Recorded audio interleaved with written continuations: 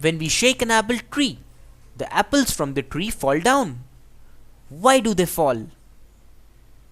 This is because of the force of gravitation. It is this very force of gravitation that also makes the earth revolve around the sun. What is the value of gravitational force? What is the meaning of a special term called gravitational potential?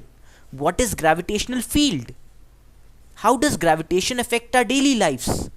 We learn about all this and more in this chapter. Gravitation. So first of all, what is gravitation? Every particle in the universe attracts every other particle with a force that is directly proportional to the masses of the particles and inversely proportional to the square of the distance between the particles. Understood? This is what gravitation is. This force is called the force of gravitation. Understood? So, every particle in the universe, be it your laptop, be it your computer, your table, your quilt, your clothes, everything attracts every other thing in the universe with a force that is directly proportional to the mass of the particle and inversely proportional to the square of the distance between the particles. So, for example, if you take these masses m1 and m2 such that the distance between them is r, in that case, m2 attracts m1 with a force F towards itself, and m1 attracts m2 towards itself with a force F. This force F with which m1 attracts m2 and m2 attracts m1 is g m1 m2 by r square, where r is the distance between the particles. Understood? This is what Newton's law of gravitation is all about. So this is the expression for gravitational force that Newton came up with. As you can see, the force on one body because of another body is the same as the force of the other body on the first body. Understood? m1 applies the same force on m2 and m2 applies the same force on m1, and this force is an attractive force. m1 attracts m2 and m2 attracts m1. The value of g here, this constant g is 6.67 into 10 raised to minus 11 Newton meter square per kg. G is also called the gravitational constant. This gravitational constant is actually very less in value, as you can see. It's of the order of 10 raised to minus 11. That is the reason, why in general objects don't attract each other.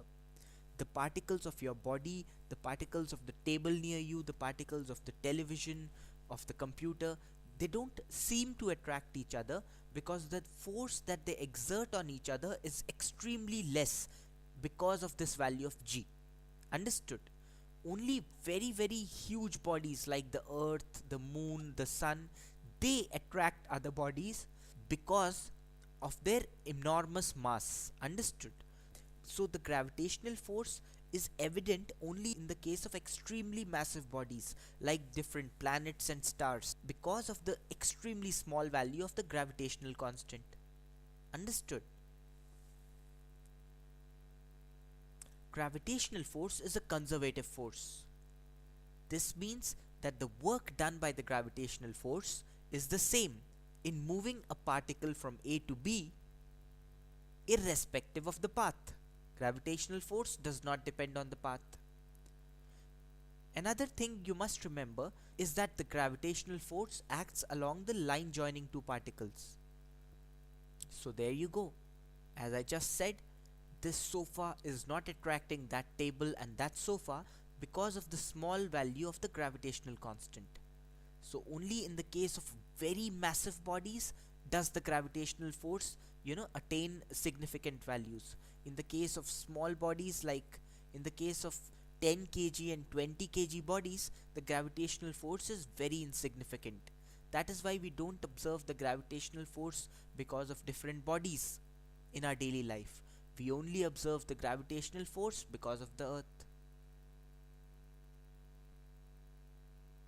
A very common phenomenon associated with the gravitational force that we experience in our daily life is the acceleration due to the gravity of the earth. The gravitational force of the earth is often referred to as gravity. So what is the acceleration due to gravity? If you take a mass m, then the Earth attracts this mass m with a force gmm by r square, where capital M is the mass of the Earth and small m is the mass of the body. R is the distance between the center of the Earth and the center of the body. Therefore, the acceleration of any body because of the gravitational force of the Earth is g capital M small m by r square divided by the mass of the body. Isn't it? Net gravitational force because of the Earth divided by the mass of the body. This comes out to be gm by r square, where m is the mass of the Earth and r is the distance between the center of the Earth and center of the body. If the body on which we want to calculate the force is on the surface of the Earth, something like this, in that case we can replace this r here by capital R, the radius of the Earth, isn't it?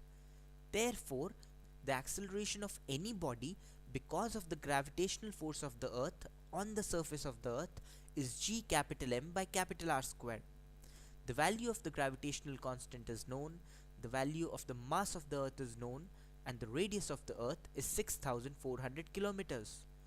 Therefore, the standard value of the acceleration due to the gravitational force of the Earth on the surface of the Earth comes out to be 9.8 meter per second square. Understood? This is the acceleration of any body placed near the Earth's surface because of the gravitational force of the Earth. As you already know, this acceleration is often referred to as g.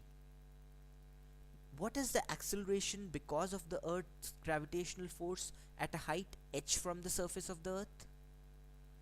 Well, we already know that if the distance between the body and the center of the Earth is r plus h, then the acceleration of a body that is placed at a height h above the Earth's surface will be gm divided by r plus h whole square. Isn't it?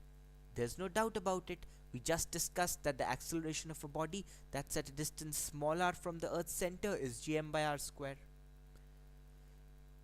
The acceleration of a body that's placed at a height h from the Earth's surface therefore can also be written as this expression, gm by r square into 1 plus h by r whole square. I've simply taken r square out of the brackets. But gm by r square is nothing but g, the acceleration due to gravity at the surface of the Earth.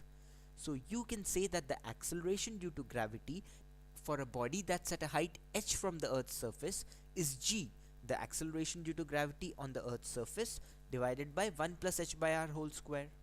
Isn't it? 1 plus h by r whole square can be written as 1 by 1 plus h by r whole square can be written as 1 minus 2h by r using binomial theorem if h is much less than r. So therefore, the acceleration due to the gravitational force of the Earth of any body placed at a height h above the Earth's surface is g into 1 minus 2h by r if h is insignificant compared to the radius of the Earth. Understood?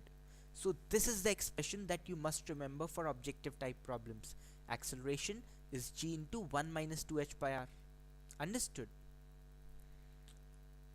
What is the acceleration due to gravity for a body that is placed inside the Earth's surface? You know, let's say this mass m is placed at a depth h below the Earth's surface. What is the acceleration due to gravity on this mass m?